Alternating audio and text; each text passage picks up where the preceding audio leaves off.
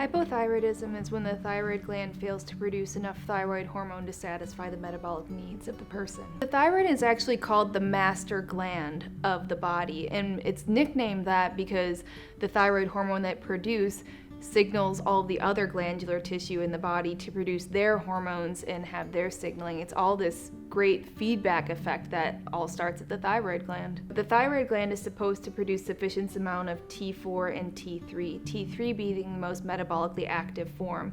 What can go wrong? Honestly, a lot of things. If a person's under a lot of stress, it's going to deplete their thyroid function.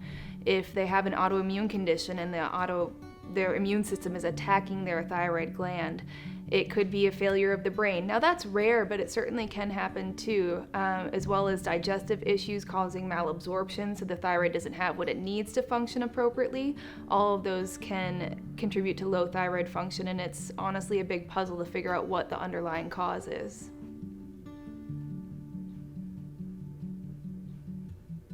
Not having the nutrients you need to make thyroid hormone, iodine, tyrosine, which is an amino acid for it, selenium, vitamin A, iron, zinc, all of these are what the thyroid needs as a building block to make the thyroid hormone.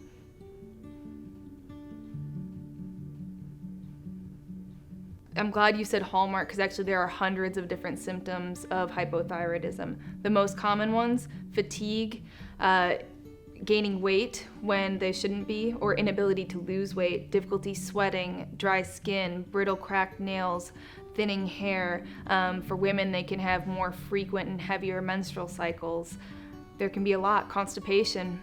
That's just the short list, but it can be much more extensive. Oh, it's gonna affect everything. If you're tired all the time, then you're not going to be able to function at the normal level that you're anticipated to. If you start to gain weight inappropriately, it's going to put stress on your joints of your body and increase your pain and inflammation level. The downstream effect from having a suboptimal thyroid can be pretty profound for a patient's health and well-being.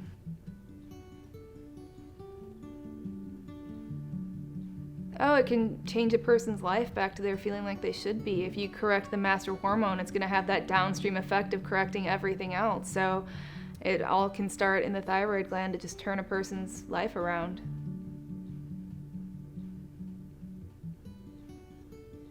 What I like to see is a complete thyroid panel. That means you're looking at TSH, thyroid stimulating hormone, the signal from the pituitary in the brain to the thyroid to make thyroid hormone. You have the T4 and T3, the storage form kind of T4, and then the more active T3, as well as antibodies. Now that's a full panel, meaning that we're looking at any autoimmune conditions which could be affecting thyroid function.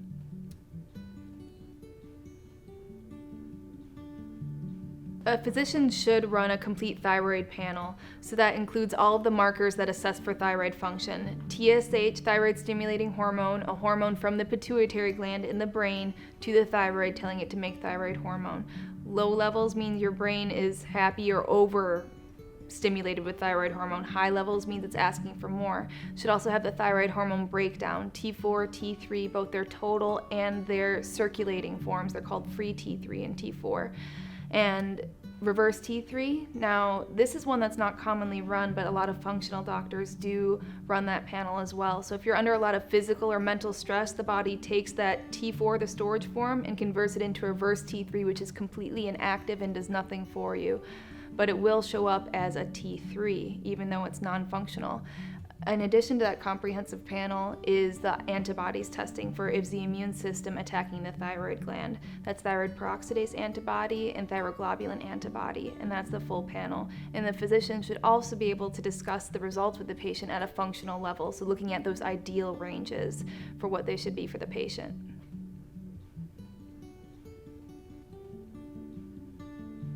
First things first, all treatment should always be initiated by a qualified health professional. It can be very dangerous to self-treat whenever it comes to any condition, not just thyroid conditions.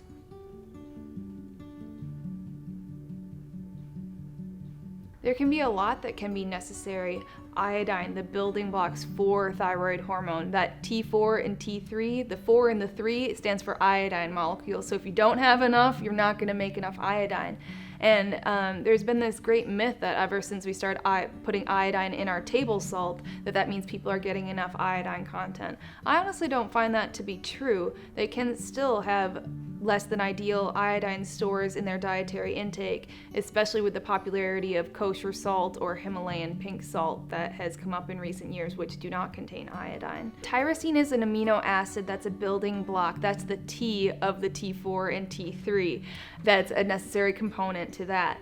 Now, tyrosine can be taken in a supplement. We should be getting it from our diet though as well, and that includes someone that's getting enough protein for one, and then also complete proteins. Now, complete proteins mean it's animal sources, so people that are vegetarian or especially vegans need to be more fastidious about their diet, meaning they need a well-rounded protein intake, grains, legumes, nuts, and seeds every day to get their protein and amino acid needs. Selenium, that is actually can have multiple benefits for the thyroid gland. Not only is it a cofactor to convert that T4, the storage form, to that active form, the T3, but also in the case of autoimmune conditions where it's going to be inflammatory in nature for the thyroid gland, it helps to squelch that inflammatory process via a different enzyme, but also important. It's a necessary cofactor for that. So selenium should be in the forefront of someone's mind whenever treating thyroid conditions. So desiccated thyroid gland, that can be in the form of a supplement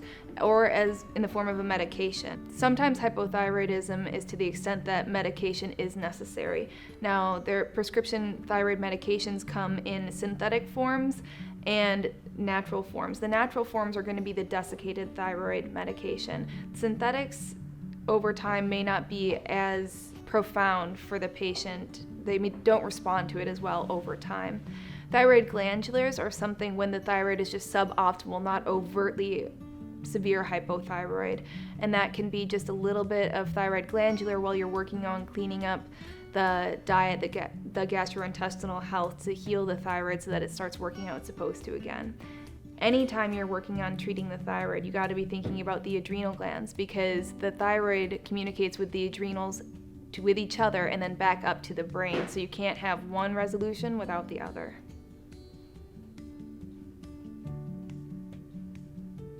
When there's an autoimmune aspect to the thyroid gland, a person really needs to be gluten-free.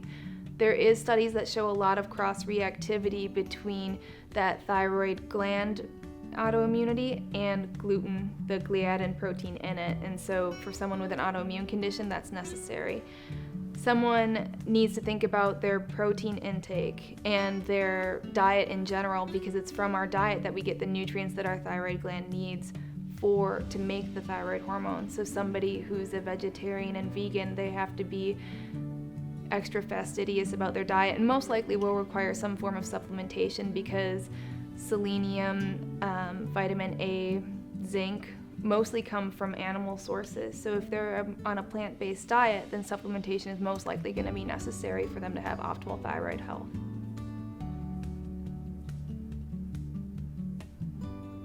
So exercise in moderation, if someone is overtly suboptimal thyroid or hypothyroid, they're not going to have that exercise tolerance at first, and it might take a little while before they gain that back. Of course, exercise does stimulate metabolism, and it's healthy for the body, so of course we want people to exercise, but also have to be understanding that at first their tolerance for it might not be what they should expect, and they should not be upset about that. It's going to be a gradual process to increase the intensity and the frequency.